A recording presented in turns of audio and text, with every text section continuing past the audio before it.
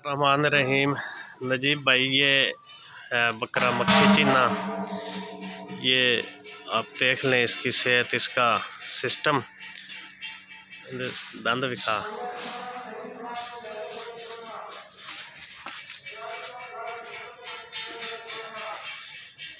ये जी इसके दांत है। सेकंड पे ये है जी, ये भी इसके साथ का है।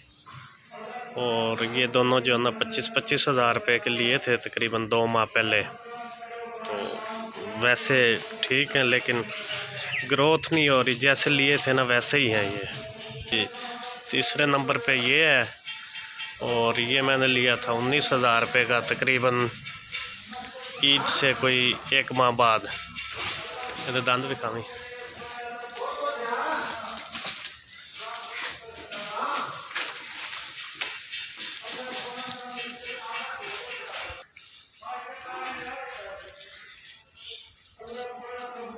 ये दांत है इसके। एक जी ये है, ये 30,000 रुपये का दिया था। और ये जो है ना 2 दांत है, अभी हुआ है तकरीबन 1 माह पहले 2 दांत। ये जी इन्हें बरसीम डाली हुई है, जो ये खा रहे हैं। हमारे पास जो ना सब्ज़ चारे में यही अवेलेबल है इधर। वो जो लुसन वगैरह है वो यहाँ नहीं मिलता। वैसे सिस्टम इनका ठीक है। गंदम का दलिया है, ये देख लें आप। इसे इन्हें ये डालते हैं।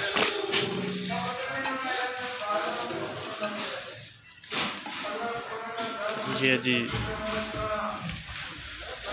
इसका मकई का दलिया है, बनवाया हुआ है। ये डालते हैं मिक्स करके।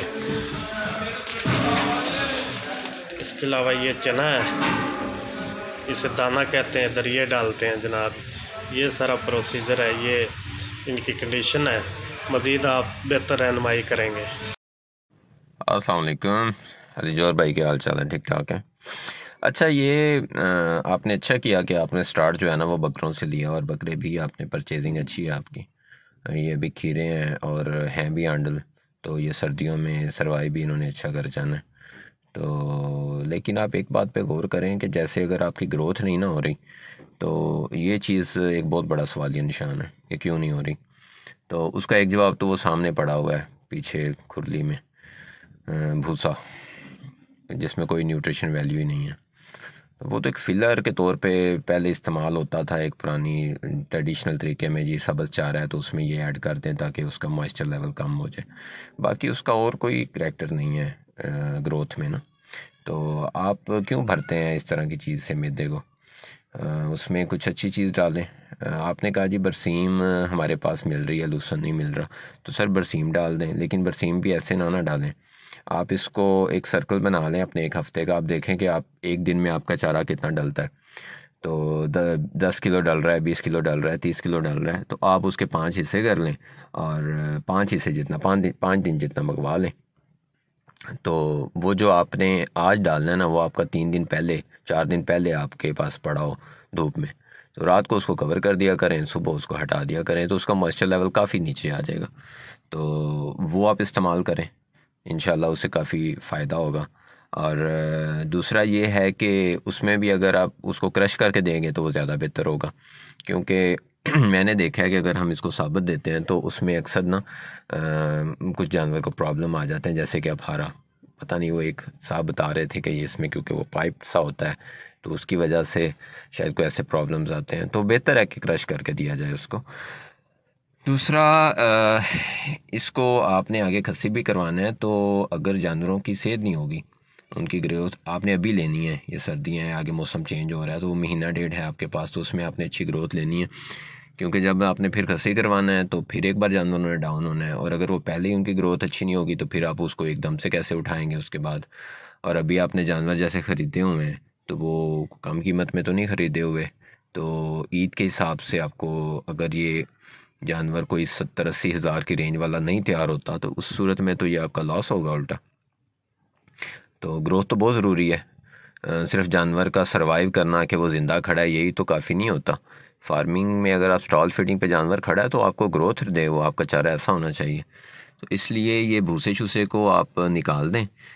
इन प्रैक्टिस से मैं भी गुजरा हूँ, ऐसी हरकतें की हुई हैं, हमने भी की हैं। अब मैंने भी ईद पे को 15-16 बकरे रखे थे और उसमें यही था कि जानवर सारे बच गए थे और मैं बड़ा खुश था। लेकिन जब मैंने एट दी एंड देखा तो मैं बराबरों में ही रहा तकरीबन इतनी मेहनत के बाद। उसकी वजह ये थी कि यही भूसे, ना इसमें से ये भूसा है होम्योपैथिक सा, ना इसका फ़ायदा ना नुकसान है, बल्कि मैं समझता नुकसान ही है। उल्टा जानवर का जो है वो पेट भर जाता है, वो कोई ढंग की चीज़ भी नहीं खाता। तो खैर आप ना इनको एक तो ये जो चारा है ना ये ड्राई करके दें, यही दे दें, बरसीम ही दे दें। कोशिश करें लूसन मिल जाए, लूसन नहीं मिलता तो बरसीम तो मिल रहा है ना, वो तो दें इन्हें। और ये तूड़ी जो है भूसा ये ख़त्म कर दें। और इसके अलावा ये है कि आपने शायद इनकी डिवार्मिंग वगैरह तो की होगी, अगर नहीं की तो इनकी एक बार डिवार्मिंग भी कर दें एहतियातन ना। और वो आपने, हाँ आपने मुझे शायद बताया था कि आपने डिवार्मिंग की और जहाँ काफ़ी के पेट से कीड़े शीड़े निकले हैं। तो उसकी फिर ये है कि एक बार वो उसकी बूस्टर डोज भी दे दीजिएगा अगर आप समझते हैं कि आपने मेडिसिन से ही करनी है। हम वैसे फरनाइल की गोली से करते हैं, ये हमारे उस्ताद जी हैं फरहान साहब, उनका है एक तरीक़ाकार, तो हम तो उसे ही फॉलो करते हैं। तो एक चीज़ हो रहा है कि आपने हाजमे के लिए शायद इनको कुछ भी नहीं दे रहे ना, तो वो भी ज़रूरी है। तो आप ख़ुद कोई फक्की शक्की आपके पास अच्छा कोई है फार्मूला जिस पे आपको तसल्ली हो तो वो दे लें, अदरवाइज़ फिर आप गोट एंड फार्म से मंगवा लें। मैं तो वैसे वहाँ से मंगवाता हूँ, वो हमारे पास है कि सहूलत, तो हमें उसे इस्तेमाल करना चाहिए। बाकी चीज़ आगे जनाब, इसकी जो मिक्स अजनास का वंडा है ना वो बड़ा अहम है ग्रोथ में, ठीक है। यूँ समझ लें कि 80% तो हमने ग्रीन फूडर देना है जानवर को ड्राई करके, और उसके बाद जो 20% है ना वो हमने इनको मिक्स अजनास का चारा देना है। अब मिक्स अजनास में आप मुझे बता रहे थे कि आप शायद, हाँ वीडियो में है कि गंदम का दलिया और मकई का दलिया और चनी शनी शायद कुछ इस तरह का ना। तो चना तो बहुत अच्छी चीज़ है, मकई भी, सारा कुछ ही अच्छा है। तो आपने ना उसको पाउडर की सूरत किया हुआ है, मकसद यह कि दलिया काफ़ी बारीक किया हुआ है। तो जहाँ तक मुझे पता है जो आटा की सूरत में आ जाता है ना वो जानवर के लिए, बकरी के लिए नुकसानदेह है। तो आप इसको जो है वो दानेदार रखें और बल्कि कोशिश करें कि इसको छानना लगा के दें ताकि इसमें आटा वगैरह ना हो। तो इस सूरत में इनको दें और उसमें कुछ अजनास जो है ना उनका इजाफा करें। एक तो सरसों की खल लाजमी शामिल करें ना, वो वैसे भी हाजमेदार है और उसका प्रोटीन लेवल भी काफ़ी हाई है। तो कड़वी है, तो ये उसमें काफ़ी सारी चीज़ें हैं, एंटीटॉक्सिन भी है, ब्लड को भी साफ़ करती है। तो ये सारी चीज़ें जो हैं उनका फ़ायदा लेना चाहिए। तो सरसों की खल का दलिया भी ऐड करें उसमें, और उसमें चनी वगैरह आप डाल रहे हैं तो बहुत अच्छा है। चने का छिलका भी आप फिलर के तौर, वो भी एक अच्छा फिलर है और उसका फ़ायदा भी है। और फिर इसी तरह से आप उसमें ये मकई भी दे रहे हैं और गंदम भी दे रहे हैं।